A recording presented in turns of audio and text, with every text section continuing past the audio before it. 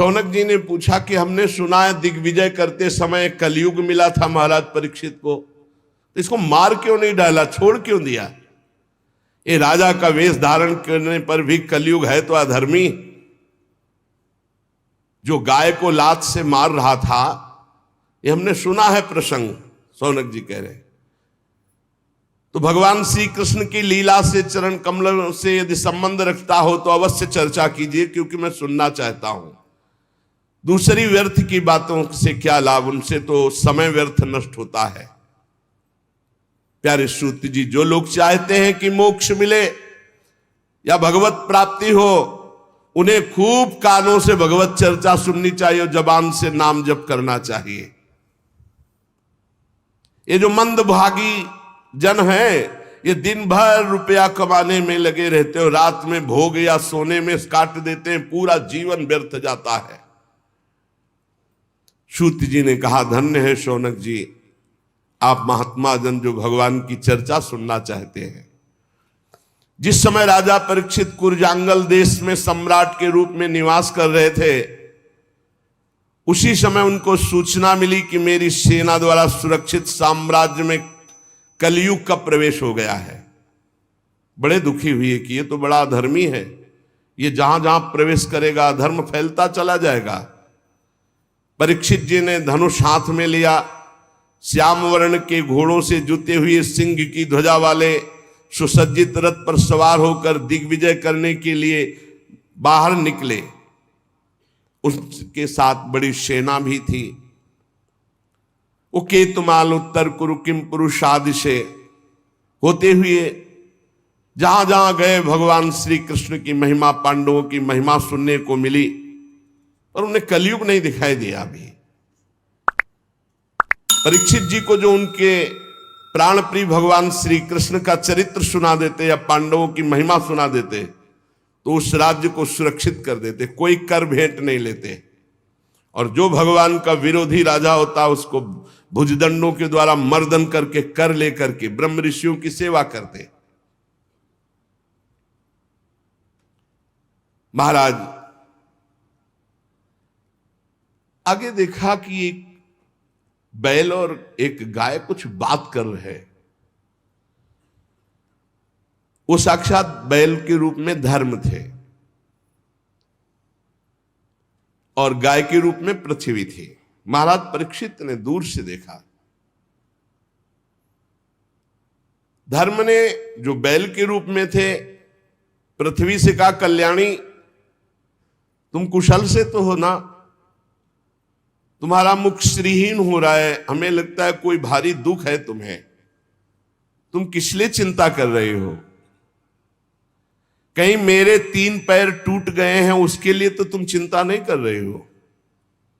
संभव है तुम इसलिए चिंता कर रही हो कि दुष्ट कलयुग अब तुम्हारे ऊपर अधर्म आचरण करेगा।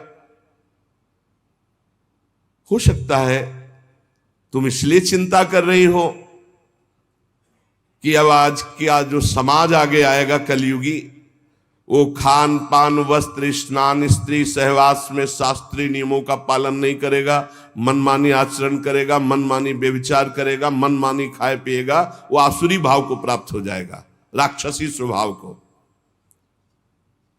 कहीं तुम भगवान श्री कृष्ण के अंतर्ध्यान हो जाने के कारण तो नहीं दुखी हो?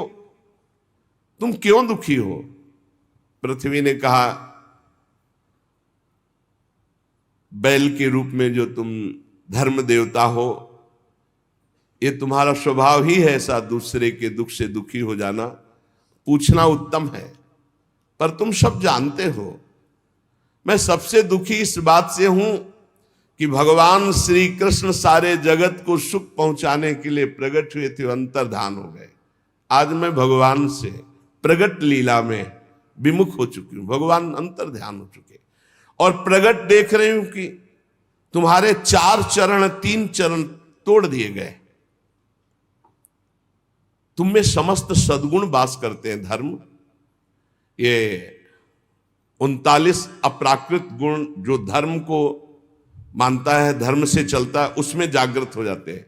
सत्य, पवित्रता, दया, क्षमा, त्याग, संतोष, सरलता, सम, दम, तपस्या, समता, तितिक्षा, उपरति, शास्त्र विचार, ज्ञान, वैराग्य, ऐश्वर्य, वीरता, तेज, बल, स्मृति, स्वतंत्रता, कौशल, कांति, धैर्य, कोमलता, निर्भीकता, विनय, शील, साहस, उत्साह, बल, सौभाग्य, गंभीरता, स्थिरता, आस्तिकता, कीर्ति, गौरव, निरहंकारता, ये 39 अप्राकृत गुण जिसके हृदय में धर्म वास करता है उसके हृदय में जागृत हो जाते हैं।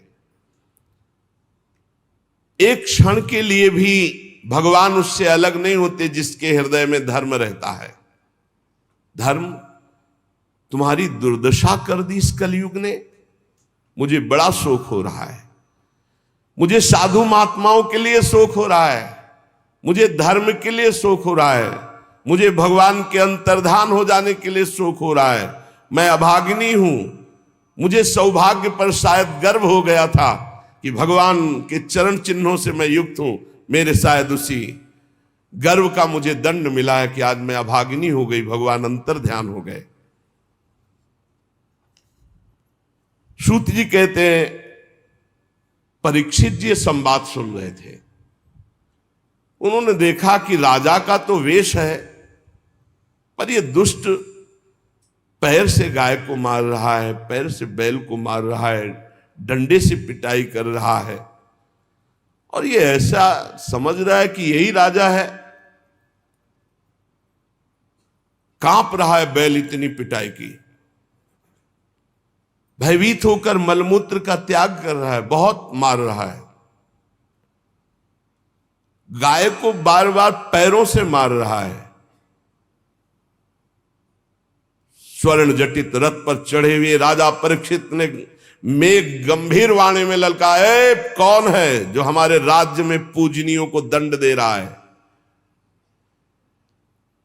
मैं बलवान हूं, मैं उसी वंश का हूं जिसमें महाराज युधिष्ठिर, भीमसेन, अर्जुन, उनके चले जाने पर तू ऐसा मत समझ कि उनका बल नहीं रह गया। तू कौन है जो मेरा भय नहीं मान रहा और गाय और बैल को दंड दे रहा है? अरे भेष तो तूने नट की भांति राजा का बना रखा है, आचरण पाप और अधर्म के कर रहा है। मेरे दादा अर्जुन के अंतर्ध्यान हो जाने पर तू क्या समझता है तेरे पर कोई प्रहार करने वाला नहीं? देख मैं तुझे अभी दंड देता हूं। उन्होंने, परीक्षित जी ने बैल से पूछा, कमल लाल के समान आप श्वेत वर्ण हैं, 3 पैर आपके इसने तोड़ दिए, फिर भी एक पैर से आप टिके हुए हो। आप बैल नहीं हो सकते क्योंकि बैल में इतनी सामर्थ्य नहीं। आप कौन देवता हैं? अभी ये भूमंडल कुरवंशी नरपतियों के बाहुबल से सुरक्षित है। मैंने अभी तक अधर्म नहीं देखा, आपके साथ केवल देखा है। और ये आंसू बहाती हुई गाय, ये क्यों शोक कर रही? और ये कौन है जो निर्भय होकर तुम पर प्रहार कर रहा है? मैं दुष्टों का दंड देने वाला हूं। देवी, मेरे राज्य में कोई दीन को, धर्म को तनिक भी कष्ट पहुंचाए तो मेरी कीर्ति, आयु, ऐश्वर्य, परलोक सब नष्ट हो जाए। मेरा परम धर्म है, उसे मैं जानता हूं। सुरभिनंदन, आप 4 पैर वाले हैं, 3 पैर आपके तोड़ दिए। आप कौन हैं? आपका कल्याण हो, आप बताइए। अगर कोई देवता भी होगा तो मैं उसकी बाजूबंद से भुजा काट डालूंगा यदि आपको कष्ट दे। आप निश्चित निर्भय हो जाइए और परिचय बताइए कि आप कौन है और आपको दुख देने वाला है कौन है। धर्म ने कहा, राजन देखो, धर्म कभी किसी का दोष वर्णन नहीं करता, साक्षात धर्म बोल रहे। धर्म ने कहा, राजन आप महाराज पांडु के वंशज हैं, आपका इस प्रकार आश्वासन देना आपके योग्य है, क्योंकि आपके पूर्वजों के श्रेष्ठ गुणों ने भगवान श्री कृष्ण को उनका सारथी और दूत तक बना दिया। शास्त्रों के विभिन्न वचन, इसलिए मैं निर्णय करके नहीं बता सकता कि मुझे दंड कौन दे रहा है, क्योंकि जिस शास्त्रों का वर्णन है कि द्वैत है ही नहीं कोई दूसरा, तो फिर दुख का कारण क्या हो सकता है? अज्ञान ही तो है, दूसरा कोई है नहीं, द्वैत है ही नहीं। कोई कोई प्रारब्ध को दुख मानते हैं, तो उसमें प्रारब्ध भी तो अपने कर्म के द्वारा बनता है। कोई कोई स्वभाव को मानते हैं, तो स्वभाव भी तो अपना ही होता है। और कोई कोई ईश्वर को दुख का कारण मानते हैं, तो ईश्वर कैसे दुख दे सकता है, क्योंकि अपना कर्म ही दुख देता है। इसलिए मैं बताने में असमर्थ हूं कि कौन मुझे दुख दे रहा है। आप अपनी बुद्धि से निर्णय कर लीजिए कि मुझे कौन दुख दे रहा है।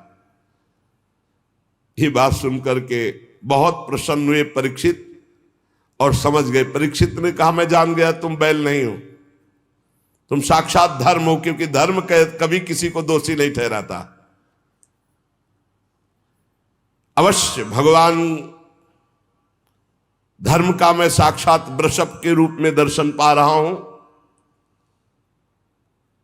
आप अपने को दुख देने वाले का नाम इसलिए नहीं बता रहे हैं, ध्यान देना, कि जो पापी पाप करता है, पाप करने के कारण नरक प्राप्त होता है, वही उस पापी की पाप चर्चा करने वाले को मिलता है।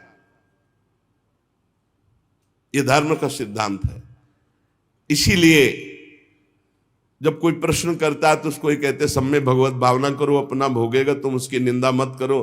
तुम तो करत जे अनसहन निंदक तीनों पे अनुग्रह क्यों, क्योंकि धर्म है, भगवत मार्ग है। सिद्धांत निश्चित है कि मन और वाणी से किसी की निंदा नहीं की जाती। तो आप धर्म है, इसीलिए आपने निंदा नहीं की और कहा खुद विचार लीजिए कि कौन मुझे कष्ट दे रहा है।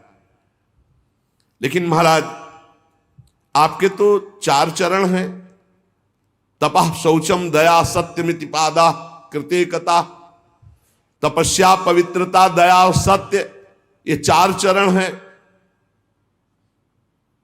अधर्म के अंश गर्व आसक्ति और मद से 3 चरण नष्ट हो चुके हैं। अब आपका 4था चरण एक केवल सत्य बच रहा है, वो भी लड़खड़ा रहा है। तपस्या पवित्रता दया ये सब नष्ट कर दिया कलयुग ने, थोड़ा सत्य बचा है, वो भी लड़खड़ा रहा है। असत्य से पुष्ट हुआ ये अधर्म रूपी कलयुग उसको भी नष्ट कर रहा है। ये गाय के रूप में साक्षात पृथ्वी है, भगवान ने इनका भारी बोझ उतारा था। मैं समझ गया, ये राजा का स्वांग बना करके धर्मद्रोही पापी कलयुग है, मैं इसे अभी मारता हूं।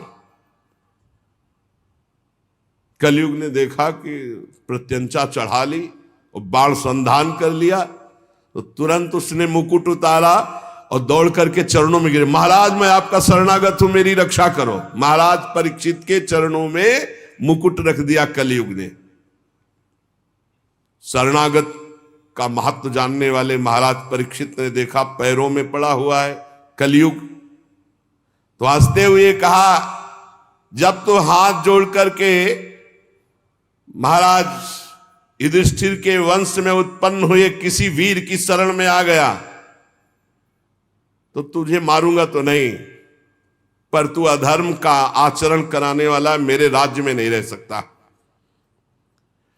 क्योंकि जहां जिसके शरीर को तू स्पर्श करेगा वो झूठ बोलेगा, लोभी हो जाएगा, चोरी करेगा, दुष्टता करेगा, व्यभिचार करेगा, स्वधर्म त्याग करेगा, दरिद्र हो जाएगा, कपटी हो जाएगा, कलही हो जाएगा, दम्भी हो जाएगा, पाखंडी हो जाएगा, पापी हो जाएगा तेरे स्पर्श करने से कलयुग के। अतः मैं तुझे इस ब्रह्मावर्त क्षेत्र में नहीं रहने दूंगा, क्योंकि यहां सब यज्ञ पुरुष भगवान की आराधना करने वाले हैं। परीक्षित बहुत कान तक खींचे हुए बाण संधान और चरणों में पड़ा कांप रहा था। देखा कि अब मैं कहां जाऊंगा, जहां जाऊंगा तहां इनका राज्य है, मुझे मारेंगे, तो इनको फंसाऊं पहले। महाराज आप सार्वभौम सम्राट हैं, यत्रा क्वचन वत्स्यामि सार्वभौमम तवाज्ञया लक्ष्ये तति तत्रापि त्वामात्तेषु सरासनम। मैं जहां रहने की सोचता हूं वहां देखता हूं महाराज परीक्षित बाण संधान करे हुए खड़े हैं। महाराज मुझे कहीं भी जगह नहीं मिल रही, आप मुझे जगह दीजिए जहां मैं रह पाऊं। मैं आपका शरणागत हूं, मारोगे हुए नहीं, और पूरे राज्य में रहने दोगे नहीं तो कुछ तो जगह बता दो, मैं जहां देखता हूं आप धनुष बाण संधान किए हुए दिखाई दे रहे हो। बड़े प्रसन्न हुए परीक्षित जी, और वो यही चाहता था किसी तरह इनका क्रोध शांत हो और मैं इनको फंसा पाऊं। परीक्षित जी ने विचार किया कि हमारे राज्य में महापाप कोई नहीं कर रहा। अभ्यर्थी तदा तस्मई स्थानानि कले ददौ द्यूतम पानम स्त्रिया सूना यत्राधर्मस चतुर्विधा। ये 4 महापाप महाराज के राज्य में कोई नहीं कर रहा था उस समय। मदिरा नहीं पीना, जुआ नहीं खेलना महाराज परीक्षित के राज्य में, और पर स्त्री का सहवास नहीं करना, और किसी की हिंसा करके मांस नहीं खाना। ये 4 बातें। तो उन्होंने सोचा ये प्राय हमारे राज्य में है नहीं, तो इसके रहने के लिए स्थान दे दिया 4। शराब पीने वाले, पराई स्त्री के प्रति काम भाव रखने वाले, जुआ खेलने वाले और हिंसा करके मांस खाने वालों की बुद्धि में कलयुग का वास हो। और जहां कलयुग का वास है, लोभ, झूठ, चोरी, दुष्टता, स्वधर्म त्याग, व्यभिचार, दरिद्रता, कपट, कलह, दम्भ, दूसरे पाप सब बढ़ते चले जाएंगे। मतलब घोर पाप कराता है जिसकी बुद्धि में। तो समझ लीजिए, मदिरापान, मांस भक्षण, परिस्त्री गमन, जुआ खेलना, ये 4 स्थान महाराज परीक्षित ने कलयुग को दिए। और उन्होंने कहा महाराज आप तो ये सब कूड़े करकट दे दिए, और आपके राज्य में ऐसे है नहीं, मुझे डर लगता है। कोई एक तो स्थान महाराज हम पर दया करो, कोई एक स्थान तो थोड़ा। महाराज परीक्षित विचार करने लगे और कहा हमारे राज्य में कोई चोरी भी नहीं करता, तो जो स्वर्ण की चोरी करे उस पर। बोले बस बस बस महाराज, बस पर्याप्त है, पर्याप्त, आगे का काम तो हम करवा लेंगे, बस स्वर्ण की चोरी, धन की चोरी।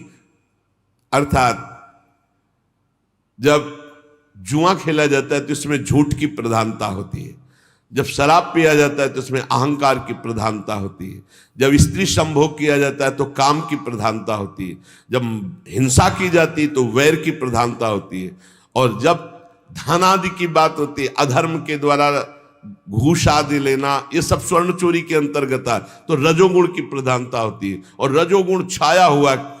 कलयुग ने सोचा अब किसी की भी बुद्धि नहीं बकाया रखेंगे, सब में हमारा वास हो जाएगा, क्योंकि रजोगुण चोरी, कहीं ना कहीं छल कपट छुपाओ, बस इतने में हमारा प्रवेश हो जाएगा।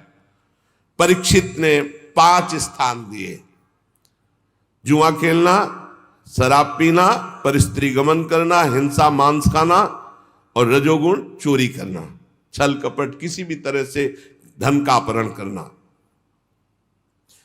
कलयुग 5 स्थान का वास स्वीकार करके बड़ी सावधानी से देखने लगा कि किसमें झूठ है, किसमें अहंकार है, किसमें काम है, किसमें वैर है, किसमें रजोगुण है। कौन शराब पीता है, कौन परिस्त्री गमन की भावना रखता है, कौन मांस खाता है, कौन जो मिले बस। और चोरी तो बढ़ना शुरू हो गया, बुद्धि भ्रष्ट कर दी। राजा परीक्षित ने अपने पुण्य बल से धर्म के 3 चरण जोड़ दिए, तपस्या, पवित्रता और दया, और चौथा तो सत्य था ही। आश्वासन दिया जब तक हमारा राज्य है तब तक आप सुरक्षित रहेंगे। अभिमन्यु नंदन राजा परीक्षित बड़े प्रभावशाली। श्रुत जी कहते हैं अद्भुत कर्मा भगवान श्री कृष्ण की कृपा से राजा परीक्षित अपनी माता की कोख में अश्वस्थामा के ब्रह्मास्त्र से भगवान की कृपा से नहीं जले, भगवान का दर्शन पाया। लेकिन एक घटना घट गई कि एक छोटे ब्रह्म ऋषि बालक के शाप ने उनको भस्म कर दिया।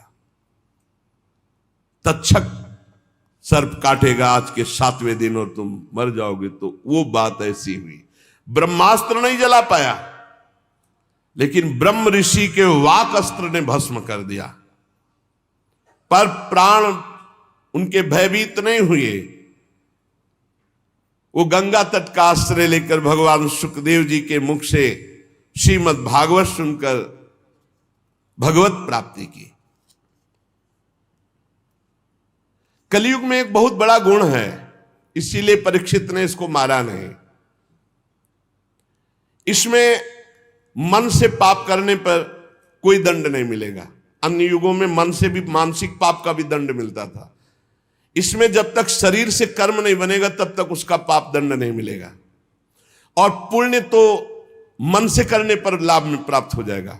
जैसे चलते हैं, कल जो है वृंदावन की परिक्रमा लगा, अचानक कोई घटना घटी, कोई ऐसा आप नहीं कर पाए तो आपको वो मिलेगा।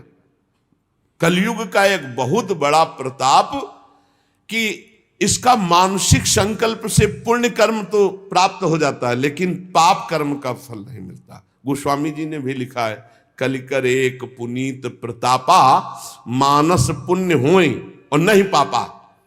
तो यहां कह रहे हैं बड़ा भारी इसमें लाभ है। अगर मानसिक पाप का फल मिलता तो हमें लगता है कि नरक ही मिलता और कोई रास्ता ही नहीं रहता, क्योंकि मन तो गंदी गंदी बातें सोचता रहता है। परंतु पाप कर्म तभी लागू होगा जब शरीर से क्रिया होगी, संकल्प मात्र से नहीं। और ये कलयुग प्रमादी लोगों पर ज्यादा आक्रमण करता है, जो समय व्यर्थ करते हैं। नाम जप करो, भगवत लीला गायन करो। कभी कहां कलयुग है, कहां इस समय कलयुग है? जब भगवत चर्चा सुन रहे, भगवत नाम कीर्तन, भगवत भजन, तो अब बैठ के इधर उधर भोगों का चिंतन करोगे, गंदी बातों का। तो भगवान श्री कृष्ण चंद्रजू के चरण कमलों का मादक मधुर मधु संतों के संग से प्राप्त होता है। इसीलिए भगवत प्रेमी भक्तों के लव मात्र के सत्संग के समान ना स्वर्ग है ना मोक्ष है, फिर तुच्छ इन मृत्यु लोक के भोगों की तो बात ही क्या। महाराज, हम भगवान श्री कृष्ण की लीलाओं से भरे हुए पावन चरित्र को सुनना चाहते हैं। सूत जी ने कहा, अहो आप महात्माओं के संग से आज मेरा जन्म धन्य हो गया, क्योंकि जब महापुरुषों से बातचीत करने का अवसर मिल जाता है तो सारे पाप नष्ट हो जाते हैं, हृदय पवित्र हो जाता है बातचीत मात्र से। वास्तव में अनंत भगवान की हम पर बड़ी कृपा है, जो आप 88,000 ऋषि बैठकर भगवत चर्चा सुन रहे हैं और बार बार प्रश्न करते हैं भगवान की लीला कथा का। भगवान के गुणों की क्षमता भी जब कोई नहीं कर सकता तो उनसे बढ़कर कोई हो ही कैसे सकता है। उनके गुणों की विशेषता समझाने के लिए इतना कह देना पर्याप्त है कि लक्ष्मी जी अपने को प्राप्त करने की इच्छा से प्रार्थना करने वाले ब्रह्मादि देवताओं को छोड़कर भगवान के ना चाहने पर भी उनके चरण कमलों की रच का सेवन करती है। ब्रह्मा जी ने भगवान के चरणों का प्रक्षालन करने के लिए जो जल समर्पित किया, वही जल गंगा जी के रूप में आज त्रिभुवन को पावन कर रहा है, और भगवान देवादिदेव महादेव अपने माथे पर उसे धारण किए हुए हैं। ऐसी अवस्था में त्रिभुवन में श्री कृष्ण के अतिरिक्त भगवान शब्द का दूसरा और क्या अर्थ हो सकता है? सूत जी कहते हैं, जिनके प्रेम को प्राप्त करके धीर पुरुष बिना किसी हिचक के देह गे आदि की दृढ़ आसक्ति को छोड़ देते हैं, उन परमहंसों के स्वामी, परमहंसों की प्रिय आत्मा भगवान श्री कृष्ण की आराधना के सिवा हम किसकी आराधना करें? ऋषियों, जैसे पक्षी अपनी शक्ति के अनुसार आकाश में उड़ते हैं, वैसे ही विद्वान लोग अपनी अपनी बुद्धि के अनुसार भगवान के लीला चरित्रों का गायन करते, पर पार कोई नहीं पा सकता। एक दिन की बात है कि राजा परीक्षित धनुष लेकर वन में शिकार खेलने के लिए निकले। यह शिकार मांस भक्षण के लिए नहीं होता था, ये उन पशुओं का शिकार होता था जो रोगी पशु होते थे, जिनसे संक्रामक रोग प्रजा को फैलने का होता था, तो उनको जान जान करके फिर उनका उद्धार करते थे। ये राजा का कर्तव्य होता था। महाराज शिकार खेलने में बहुत आज पीड़ा को प्राप्त हुई, भूख प्यास थकान, पता नहीं क्यों अभी तक नहीं हुआ था, क्योंकि कलयुग ने विचार किया कि इन्हीं के ऊपर सवार हो। हमने संतों से सुना कि जब जरासंध का वध हुआ तो उसका जो मुकुट था वो भीमसेन ले आए थे। तो आज पता नहीं क्या महाराज परीक्षित के, संतों से सुना है हमने, महाराज परीक्षित ने वही मुकुट धारण किया जो ही धारण किया सो कलयुग उसमें विराजमान हो गया। अब थोड़ा ही अभी उनको प्यास लगाई, बड़ी भूख लगाई, शरीर में बड़ी थकान, ऐसा कभी नहीं हुआ था। क्या जंगल में वो जलाशय नहीं थे क्या? क्या राजा के पास सुविधा नहीं होती क्या राजा कभी अकेले जाता है? सैनिक और व्यवस्था, चक्रवर्ती सम्राट है, कोई साधारण आदमी थोड़ी है कि धनुष बाण उठाया और शिकार को चल दिए। पूरा वैभव, बड़े बड़े सरोवर, बड़े हुक्म कर देते तो कौन सी बात थी जो वहां पूर्ण ना हो जाती। लेकिन सबको छोड़कर अकेले एक ऋषि के आश्रम में निकल चले गए, रोक दिया सबको, ऋषि के आश्रम में गए। देखा वहां शांत भाव, शरीर देह भाव से ऊपर उठे हुए समाधि में स्थित महापुरुष, जिनके इंद्रिय, प्राण, मन, बुद्धि सब ब्रह्माकार है। प्राण भी संचलित नहीं हो रहे, शांत ब्रह्म में स्थित ऐसी समाधि, जड़ की तरह, ठूठ की तरह एकदम। बस जागृत, स्वप्न, सुषुप्ति तीनों अवस्थाओं से ऊपर तुरी पद में स्थित महापुरुष, जटाएं बिखरी हुई है, कृष्ण मृग चर्म नीचे धारण किए।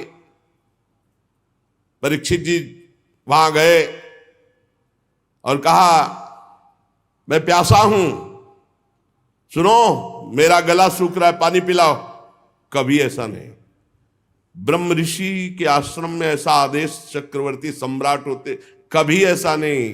ताज उतार करके वहां नंगे पैर, बहुत हाथ जोड़कर, ऐसे कभी नहीं। आज कलयुग बुद्धि में बैठा हुआ इसलिए ऐसा हो गया।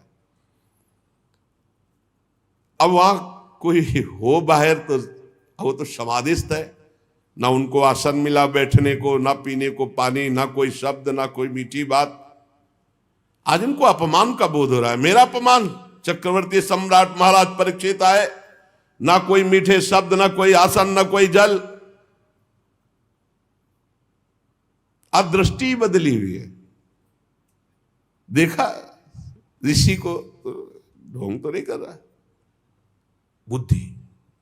बुद्धि का खेल है। आज तक कभी ऐसा नहीं। तो देखते हैं, अभी बाहर निकले तो एक मरा हुआ सर पड़ा था, ऐसे धनुष की प्रत्यंचा से नोक से उठाया जाके ऐसे। अब वो थे ही नहीं, वो तो अंतर में भाव समाधि में डूबे हुए चल पड़े। पहला जिंदगी का, इसमें लिखा हुआ है, पहला जिंदगी का घटना अवसर था जो ये अपराध बना महाराज परीक्षित। आज तक कोई अपराध नहीं बना। पहला अभूतपूर्व, सहसा अभूतपूर्व, कभी ऐसा नहीं हुआ। ये पहली बार हो रहा है, क्योंकि खोपड़ी में कलयुग बैठा है। मरा हुआ सांप डाल दिया, उपहास करते राजधानी में चले आए। मन में सोचते आए, महात्मा जो है मुझे देख करके आंख बंद कर लिया होगा कि क्या राजाओं से बात करें, हमारा राजाओं से क्या प्रयोजन है, झूठ मूठ समाधि का ढोंग कर रहा है। इतना सोच जाना, नहीं। एस्किम निवृत्ता शेष करणों मिलित एक क्षण मृषा समाधि, झूठी समाधि रच रहा है। ऐसा सोचते चले जा रहे वापस।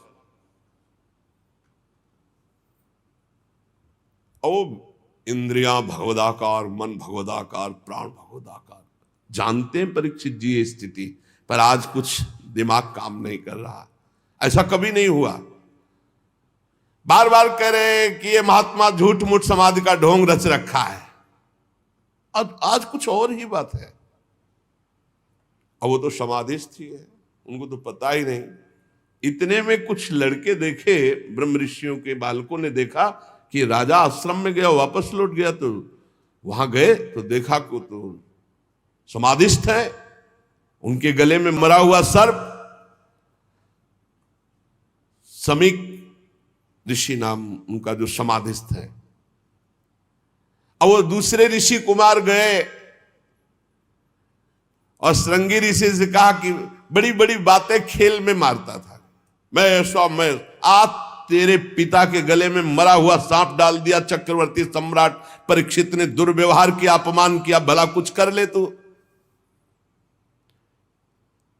श्रृंगी ऋषि ने कहा, सत्य, स्नान कर रहे थे, अभी बालक थे, सत्य, उनका पक्का त्रिकाल सत्य, ऐसा ही किया है महाराज परीक्षित ने। था उन्होंने कहा, हो अधर्मा पालानाम पीमनाम बलिभुजामिव स्वामिन्यघम यद दासानाम द्वारपानाम सुनामिव। ये चक्रवर्ती सम्राट कहलाने वाला ये उच्छिष्ट भोजी कौआ इतना संड मुसंड हो गया कि हम ब्रह्म ऋषियों की मर्यादा को भंग कर रहा है। ये हमारा दास होकर दरवाजे पर रहना चाहिए, घर में जाकर स्वामी का अपमान करने का अधिकार इसको किसने दिया? ब्रह्म ऋषियों के सामने सब झुकते हैं, सब सेवक है, इसे द्वार पर खड़े रहना चाहिए था। ये घर में घुस करके ऐसा अपराध कैसे कर दिया? क्या समझता है? भगवान श्री कृष्ण परमधाम चले गए तो कोई शासन करने वाला नहीं। अरे हम ब्रह्म ऋषि बालक हैं। आज इस मर्यादा तोड़ने वाले उद्दंड राजा को मैं दंड दूंगा। ऐ ऋषि बाल को मेरा तपोबल देखो। छोटे बालक है श्रृंगी ऋषि, तुरंत आचमन किया, लाल लाल आंखें क्रोध से, और ऋषि कुमार ने कौशिकी नदी का जल लिया और वाणी रूपी वज्र का प्रयोग किया। एक कुलांगार परीक्षित वहां है नहीं, मेरे पिता कभी अपमान के योग्य नहीं। समीक ऋषि जो समाधि अवस्था को प्राप्त है, तूने उनका अपमान किया और समझता है कि तुझे कोई दंड नहीं दे सकता। तो सुन, मैं सत्य तुझे दंड दे रहा हूं वाणी का। आज के 7वें दिन भयानक विषधर सर्प जो तक्षक है वो आएगा और तुझे डसेगा और तेरी मृत्यु होगी, कोई तुझे नहीं बचा पाएगा। इस शाप दिया। दंक्षत इस्म कुलांगारम, आज के 7वें दिन तक्षक सर्प तुझे डसेगा, कोई नहीं बचा सकता। इसके बाद साप देने के बाद भागते हुए आए और देखा पिता के गले में मरा हुआ सर्प।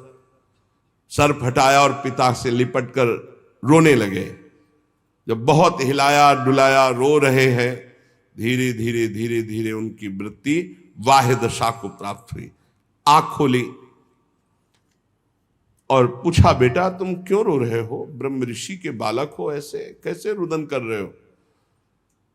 तो उनका पिताजी वो राजा परीक्षित आए थे, वो तो बड़े कड़वे शब्दों में बोल रहे हैं, और उसने आपका अपमान करते हुए मरा हुआ सर्प आपके गले में डाला, और मैंने उसको आज दंड दे दिया है कि 7 दिन में तक्षक सर्प 7वें दिन आएगा और तुझे डसेगा, तू मर जाएगा। अरे ये क्या किया तूने? इतने बड़े धर्म से युक्त धार्मिक राजा को ऐसा दंड दिया जाता है? नहीं नहीं, तू बालक है, मूर्ख है, तूने बड़ा पाप कर दिया। समीक ऋषि ने कहा, परीक्षित कहीं साप के योग्य है? पर खेद है कि तेरे वचन मिथ्या नहीं किए जा सकते। ये बात समझ। पिता है ब्रह्म ऋषि बालक, तो उनका खेद है कि अब तेरे वचन मिथ्या नहीं किए जा सकते। ये तो बहुत बड़ा दंड है। तेरी बुद्धि कच्ची है, तू अभी साधुता को नहीं समझता है। अरे भगवत स्वरूप राजा है, वो आया था, कुछ इससे क्या जाता है भाई? चाहिए तो ये था हम खड़े होकर अर्घ देते, उनको जल पिलाते, पर हम थे नहीं, समाधि में थे। अरे राजा ना हो तो हम भजन नहीं कर सकते, अराजक तत्व बढ़ जाएंगे और वो हमारे भजन में विक्षेप पहुंचाएंगे। बड़ा तूने गलत किया।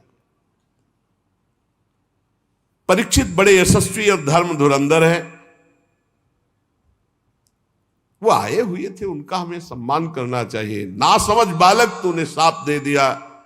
हे भगवान, दोनों पर कृपा करो, अर्थात श्रृंगी ऋषि पर भी और परीक्षित पर। अब उधर परीक्षित जी महाराज जे ही जाकर के मुकुट उतार कर, ये क्या? मैं इतने बड़े महात्मा के आश्रम गया, ना प्रणाम ना नमस्कार, ऊपर से मरा हुआ सर्प, ये मेरी बुद्धि को क्या हो गया? और मैंने दोष दर्शन किया कि ये पाखंड कर रहे, नाटक कर रहे, समाधि, ये कैसे हो गया? हे भगवान, वो बहुत व्यथित है। और मन में विचार रहे हैं, बड़ा पश्चाताप है। वो मन में विचार रहे कि भगवान मुझे कोई भयानक दंड मिले, मैंने बहुत बड़ा अपराध किया। पवित्र हृदय है ना, मैंने महात्मा का अपमान कर दिया, इसके फलस्वरूप शीघ्र से शीघ्र भारी कोई घटना घटे और हमारे ऊपर विपत्ति आवे, मैं दुख भोगूं। मैंने एक संत का अपमान कर दिया। मैं ऐसा चाहता हूं, हे ईश्वर, हे परमात्मा, मेरा प्रायश्चित इस पाप का जरूर हो, कोई न कोई अशुभ बात सुनने को मिले, कोई न कोई दंड मिले, जिससे मैं दोबारा कभी ऐसा दुस्साहस न करूं। ऐसा हो कि ब्रह्म ऋषि क्रोध करके मेरे राज्य को, मेरी सेना को, मेरे खजाने को भस्म कर दे, या मुझ दुष्ट को ही नष्ट कर दे। परीक्षित जी ऐसा जाकर के सोच रहे हैं। इस प्रकार चिंता कर ही रहे थे कि समीक ऋषि के द्वारा भेजे हुए 2 ऋषि वहां पहुंचे। महाराज, आपको सूचना भेजी समीक ऋषि ने, बड़ी शीतलता हुई कि जरूर कोई न कोई दंड विधान हुआ होगा। बोलिए। ऋषि कुमार श्रृंगी ने आपको शाप दे दिया है कि 7वें दिन तक्षक सर्प आएगा और आपको डसेगा, आप भस्म हो जाएंगे, आपकी मृत्यु हो जाएगी। आहा, वो मना ही रहे थे, उनका हृदय बड़ा शीतल हुआ और उनका भगवान श्री कृष्ण ने अपनापन निभाया और मुझे दंड दिया। बहुत अच्छा लगा, क्योंकि मेरे द्वारा अपराध हुआ था। मैं मांग रहा था कि मुझे कोई प्रायश्चित करने के लिए अवसर मिले, दंड मिले। अब मुझे 7 दिन भगवान श्री कृष्ण के चरणों में मन लगाकर 7वें दिन शरीर छोड़ना है। महाराज जन्मेजय को राज्याभिषिक्त किया और आज के बाद न जबान में पानी जाएगा, न अन्न जाएगा। संपूर्ण राज्य सुख का त्याग कर गंगा के तट पर बैठ गए। जो गंगा जी भगवान का चरण धोवन है, लोकपालों सहित समस्त लोकों को पावन करती हुई गंगा जी, उन्हीं के समीप जाकर मरणासन व्रत लिया। ना गंगा का किनारा छोड़ेंगे, ना एक बूंद जल पाएंगे, ना एक टुकड़ा अन्न पाएंगे। पूरा राज्य का मोह, परिवार का मोह, शरीर का मोह त्याग दिया। जो ही बड़े बड़े ब्रह्म ऋषियों में चर्चा फैली कि परीक्षित जी को ऐसा शाप, और परीक्षित जी अनशन आमरण व्रत लेकर गंगा तट पर बैठ गए हैं, तो बड़े बड़े ऋषि मुनि वहां आने लगे। देखो ये भगवान की कृपा, पात्र पर कैसी कृपा होती है। उस समय सबसे पहले अत्रि जी पधारे, फिर वशिष्ठ जी, च्यवन जी, शरद्वान, अरिष्टनेमी, भृगु, अंगिरा, पराशर, विश्वामित्र, परशुराम, उतथ्य, इंद्र प्रमद, इद्मवा, मेधातिथि, देवल, आरिष्टसेन, भरद्वाज, गौतम, पिप्पलाद, मैत्रेय और कवश, अगस्त, नारद, व्यास, बड़े बड़े ब्रह्म ऋषि, अरुणादि राज ऋषि, ये सब विश्व में जब हाहाकार मच गया कि महाराज परीक्षित को शाप मिला श्रृंगी ऋषि का, 7वें दिन तक्षक सर्प आएगा और भस्म कर देगा, तो वो गंगा के किनारे आमरण अनशन व्रत लेकर बैठ गए हैं। परीक्षित जी सबकी पूजा करते हैं, सबके चरणों में सिर रखकर वंदना करते हैं। जब सब बैठ गए, महाराज परीक्षित ने फिर से प्रणाम किया और खड़े होकर शुद्ध हृदय से अंजलि बांधकर कहा, राजा परीक्षित ने कहा, आज मैं अपने मुख से कह सकता हूं कि मैं समस्त राजाओं में धन्य हूं, क्योंकि आप सब महात्मा हमें दर्शन देने के लिए आए। मैं धन्याति धन्य हूं। आप महापुरुषों का प्रेम, मैंने किसी को बुलाया नहीं, आप स्वयं आए हैं, इसलिए मैं अपने को धन्य कह रहा हूं। राजवंश के लोगों से तो प्राय निंदित कर्म बच जाते हैं, वो आप महात्माओं की चरण धोवन से दूर पड़ जाते हैं, परंतु मैं भी तो राजा हूं। देहगे में आसक्त था, आज एक महात्मा के बालक की कृपा हुई और मुझे भगवान श्री कृष्ण का बना दिया। शाप देकर संपूर्ण राज्य का त्याग, संपूर्ण परिवार का त्याग, शरीर के राग का त्याग, भोजन पानी का त्याग। आप लोग मां गंगा जी सब हम पर बहुत प्रसन्न हैं। ब्राह्मण कुमार श्रृंगी ऋषि के शाप का कोई दूसरा कारण नहीं, केवल कृपा ही कृपा है। मुझे कृपा दिखाई दे रही, मुझे कोई डर नहीं, कोई परवाह नहीं, क्योंकि आप सब संतों ने घेर लिया आकर। आप बड़े कृपालु हैं। मैं सब महात्माओं से यही प्रार्थना करता हूं कि मेरा बार बार जन्म हो और मेरे अपने श्री कृष्ण में प्रेम हो। सबसे आशीर्वाद ये चाहता हूं कि बार बार जन्म हो और भगवान श्री कृष्ण में प्रेम हो। महाराज परीक्षित परम धीरवान दृढ़ निश्चय करके गंगा जी के तट पर पूर्वाग्र को शाक करके उत्तर मुख होकर बैठ गए। महाराज आमरण अनशन का निश्चय करके बैठे। देवता लोग पुष्पों की वर्षा कर रहे थे परीक्षित जी के ऊपर। सब संत महात्मा साधु साधु सबने कहा, राजर्षि शिरोमणि भगवान श्री कृष्ण के प्रति ऐसी प्रीति कोई आश्चर्य की बात नहीं, क्योंकि आप पांडवों के ही वंशज हैं।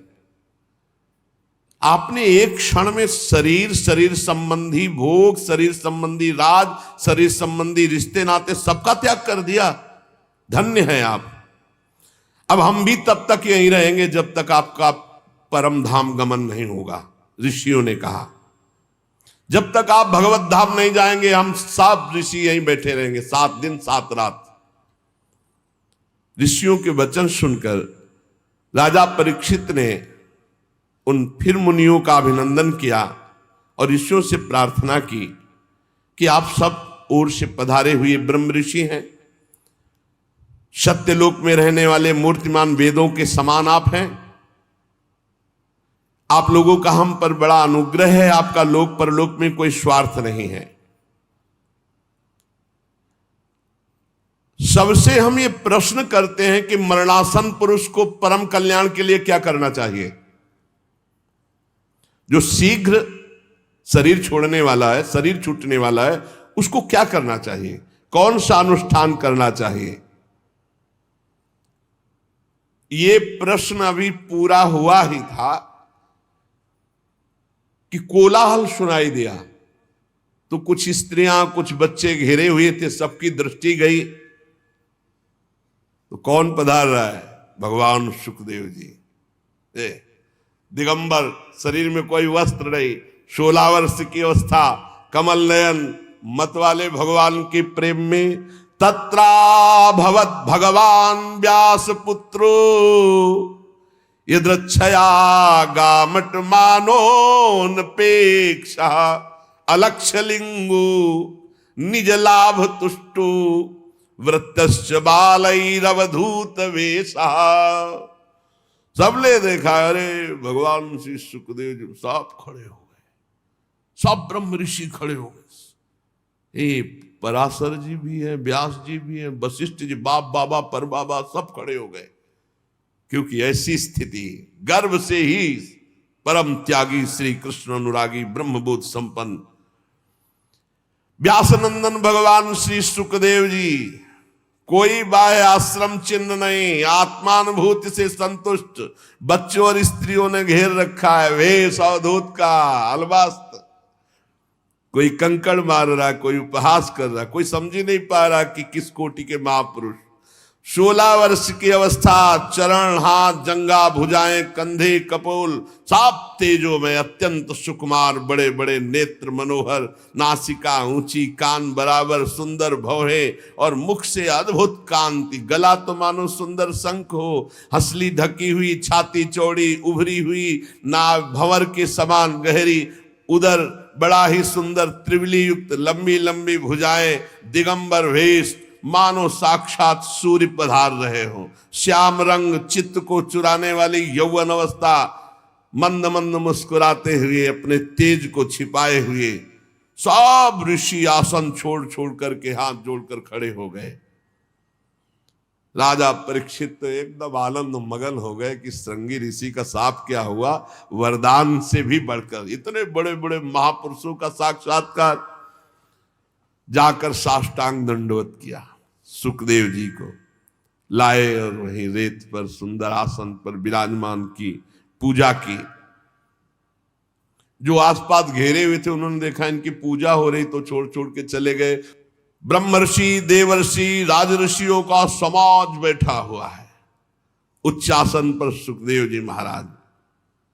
सब महात्माओं ने आदर किया, शांत भाव, अर्ध खुले हुए नेत्र, सुखदेव जी बैठे हुए दिगंबर। परीक्षित जी ने पुनः आकर चरणों में सिर रखकर प्रणाम किया, हाथ जोड़कर मधुर वाणी से कहा। परीक्षित ने कहा, ब्रह्म स्वरूप भगवान, आज हम क्या अपने भाग्य की बड़ाई करें, आप स्वयं पधारे। वैसे तो अपराधी हूं, पर हमें संत समागम मिला इसलिए मैं अपने को धन्य भाग कह रहा हूं। पता नहीं कौन सा पुण्य, इसीलिए कहते हैं भक्त के जीवन में कोई भी घटना घटेगी वो महामंगलमयी होगी। अरे बड़े बड़े तीर्थों को तीर्थ बनाने वाले आप सब महात्मा, इतनी कृपा, इतनी बुलाओ तो एक महात्मा नहीं आ सकते, ऐसे महापुरुष हैं सब पूरे विश्व के महात्मा। और श्री सुखदेव जी, इनको तो कहा निमंत्रण कार्ड भेजे, ये तो हर समय आत्मलाभ में संतुष्ट अवधूत बनकर विचरण। एक से एक परीक्षित जी ने कहा, आज आप सब महात्माओं के दर्शन से मैं परम पवित्र, कोई भय नहीं है। अब दर्शन, स्पर्श, पाद प्रक्षालन, आसन आदि का जो मुझे अवसर दिया गया आप सब महात्माओं के लिए, महायोगिन, आज मैं बहुत खुश हूं, बहुत प्रसन्न हूं। मुझे यही लग रहा है कि पांडवों का पक्ष लेने वाले भगवान श्री कृष्ण आज हम पर बहुत प्रसन्न है। जब द्रवहि दीन दयालु राघव तो साध संगत, अरे आप जैसे महात्माओं का सानिध्य, मैं उन्हीं के कुल में उत्पन्न हुआ हूं, शायद उसी पक्षपात का निर्वाह कर रहे हैं। भगवान श्री कृष्ण की कृपा ना होती तो आप जैसे एकांतवासी अवधूत परमहंस स्वयं पधार कर हमें सुख दे रहे। श्री सुखदेव जी का पधारना, परम गुरु, हमारे पास समय बहुत कम है, इसलिए हम आपको समस्त साधनों में परम प्रवीण साध्य को प्राप्त हुए जानकर आपसे प्रश्न कर रहा हूं कि मरणासन पुरुष को क्या करना चाहिए। यही प्रश्न था जब उठाया था, तभी श्री सुखदेव जी पधारे। मनुष्य मात्र का क्या कर्तव्य है, क्योंकि सब मरणासन है, उनको तो 7 दिन बाद ही तक्षक काटेगा, अपने को 7 मिनट का भरोसा नहीं। क्या श्रवण करे, क्या जप करे, क्या स्मरण करे, क्या साधना करे, क्या भजन करे।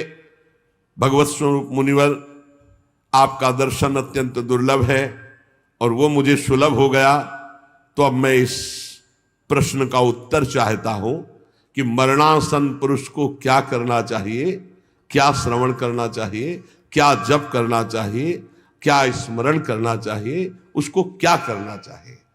अब इसका उत्तर भगवान श्री सुखदेव जी ने जो शेष चर्चा आ गई। श्री राधा वल्लभ लाल की जय।